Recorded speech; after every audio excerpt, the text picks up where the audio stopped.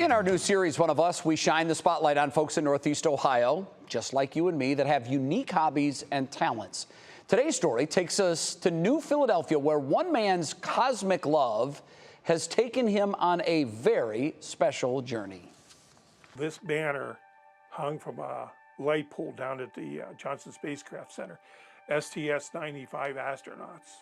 From tall banners, Like you say, every little thing here means something. to slivers of equipment smaller than your pinky nail, every wall in this room at Kevin Petit's home is covered with artifacts. And then the Snoopy, of course, Snoopy is the mascot of the space program, NASA space program. It's a passion that all began at just 6 years old when he was recovering from a traumatic incident.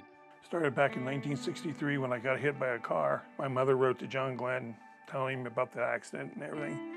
And about a month later, these pictures and brochures showed up in the mail, and I was quite touched by it. That kind gesture propelled decades of learning, collecting, even meeting and befriending his heroes, like John Glenn himself.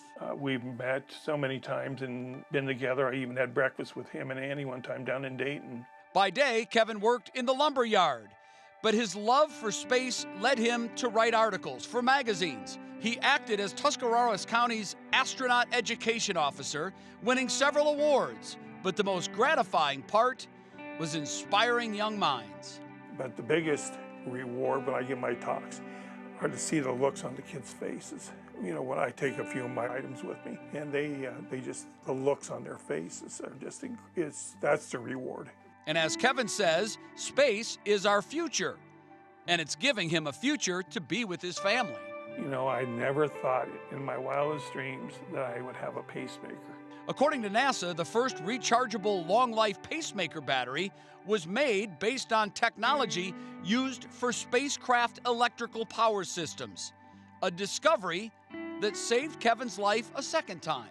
If I didn't have this pacemaker, or if anything like a pacemaker wasn't in existence, I'd be gone. You know, so thank you, space program. Oh, really neat story. Kevin says he plans to pass his out-of-this-world collection onto his grandkids. Wow. There is a lot there. It's so cool, Bets. I know you would love it. Nerd, nerd, nerd, nerd, nerd. That's why they sent you and not me, because I never would have left. I'd still be there talking, like, exactly. Show me this, what's this? He just has so many cool things. And the way he became interested in space, and he says it saved his life then, and then come full circle with the advent of technology that was developed by NASA and all of that, it now in his chest, saved his life again. I think it's a really cool story.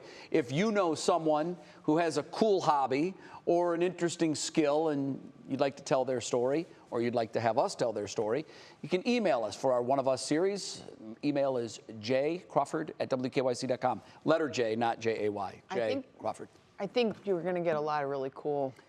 Yeah, we've got some really interesting ones. I ran one a few months back, and there's so many interesting and fascinating people out there, and we'd love to tell your stories. So Cool. Here we go. We got quite a weather.